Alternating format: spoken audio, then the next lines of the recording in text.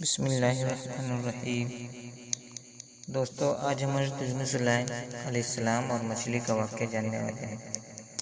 حضرت یونس علیہ السلام اللہ کے نبی، آپ کے نام پر قرآن پاک میں ایک پورے سورہ ہے جس کا نام ہے سورہ یونس۔ آپ کا نام یونس اور آپ کے والد کا نام متا بن سکتا ہے، اور آپ حضرت ابراہیم علیہ السلام کی نسل میں سے تھے۔ بہت سے حضرات نے ان کی والدہ کا نام بتایا، جیسا کہ ابن کثیر نے فرمایا کہ صورت میں ان کی نسبت ماں کی طرف ہوگی، جیسے حضرت عیسیٰ علیہ السلام کی نسبت ان کی والدہ کی طرف۔ حضرت یونس علیہ السلام کو اللہ تعالیٰ نے شہر نینوا کے لوگوں کی ہدایت کے لیے رسول بنا کر بھیجا۔ نینوا یہ ایک بہت بڑا شہر تھا۔ یہاں کے لوگ اللہ کی نافرمانی اور کفر و شرک کیا کرتے تھے۔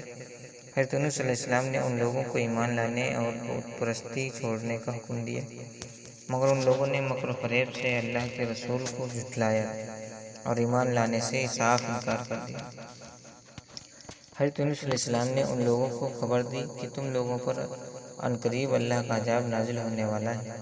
یہ سن کر شہر کے لوگوں کے آپس میں مشورہ کیا کہ یونس علیہ السلام نے کبھی جھوٹ نہیں بولا، اس لیے دیکھو کہ اگر وہ رات کو شہر میں ہیں تو سمجھ لو کہ کوئی عذاب نہیں آنے والا، اور اگر انہوں نے اس شہر میں رات نہیں گزاری تو یقین کر لینا کہ اللہ کا عذاب ضرور آنے والا ہے۔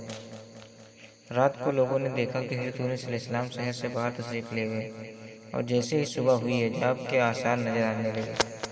چاروں طرف کالے بادل آنے لگے اور ہر طرف سے دھواں اٹھ کر شہر پر چھا گیا۔ یہ منظر دیکھ کر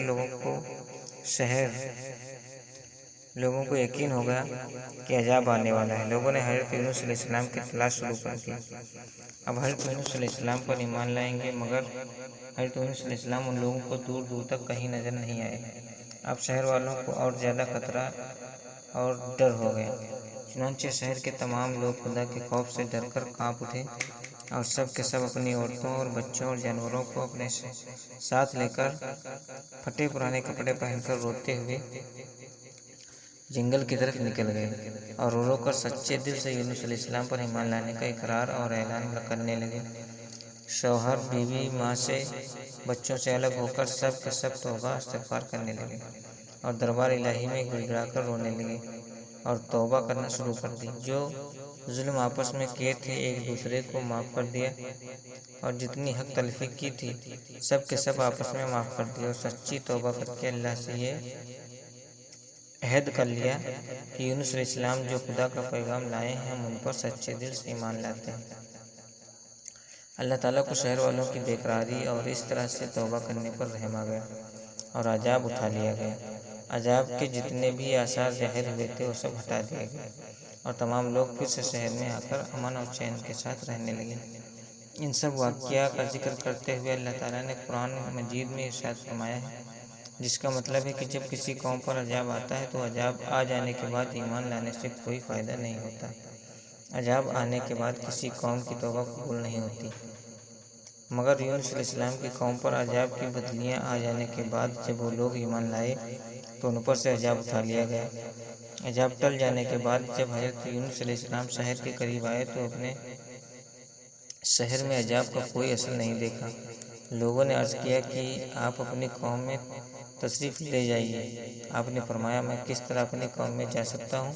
میں تو ان لوگوں کو عذاب کی خبر دے کر شہر سے نکل گیا تھا، مگر عذاب نہیں آیا، تو اب وہ لوگ مجھے جھوٹا سمجھ کر مجھ کو قتل کر دیں گے، کیونکہ ان لوگوں کی روایت یہ تھی کہ جو کوئی جھوٹی گواہی دیتا یا جو کوئی جھوٹی بات کہتا اور اگر وہ سچ ثابت نہ ہوتی تو اس کو قتل کر دیا جاتا تھا۔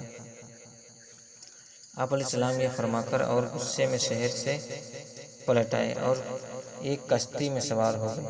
کشتی روانہ ہو کر جب سمندر کے بیچ میں پہنچی تو ٹھہر گئی، نہ تو کشتی آگے بڑھتی نہ ہی پیچھے۔ کشتی والوں نے ایک اعلان کر دیا، ہماری کشتی میں کوئی ظالم گنہگار یا بھاگا ہوا غلام سوار ہے، اسی لیے یہ کشتی آگے نہیں بڑھ رہی ہے۔ وہ شخص جو بھی وہ سامنے آئے اور خود کو ظاہر کر دے تاکہ اس کی وجہ سے سب پر مصیبت نہ آئے۔ حضرت یونس علیہ السلام بول اٹھے کہ وہ بھاگا ہوا غلام اور گنہگار میں ہوں، کیونکہ اپنے شہر سے نکل کر کشتی میں سوار ہونا یہ خوف کی وجہ سے تھا، اللہ کے حکم سے نہیں تھا۔ اور اللہ تعالیٰ کے حکم میں بغیر اس طرح شہر چھوڑنا حضرت یونس علیہ السلام کی پیغمبرانہ شان نے ایک گناہ قرار دیا، کیونکہ پیغمبر کا ہر کام اللہ کی مرضی سے ہوتے ہیں، بغیر اللہ کی مرضی سے وہ کچھ نہیں کر سکتے۔ اس کے بعد حضرت یونس علیہ السلام نے فرمایا مجھے دریا میں ڈال دو، تم سب اس عذاب سے بچ جاؤ گے۔ مگر کشتی والے ان کی اس بات پر تیار نہ ہوئے، آپس میں باتیں کرنے لگے کہ حسین نوجوان یہ کبھی جھوٹ نہیں بولتا، یہ پاک دامن نوجوان ہے، یہ بے گناہ نوجوان ہے، اس کو کیسے سمندر میں ڈال سکتے ہیں۔ اس کے بعد ان لوگوں نے قرآن دازی کی جس میں یونس علیہ السلام کا نام نکلا پرچی ڈالی۔ لوگوں کو اس بات پر تعجب ہوا اور کئی مرتبہ قرآن دازی کی گئی، ہر مرتبہ آپ علیہ السلام کا ہی نام آتا۔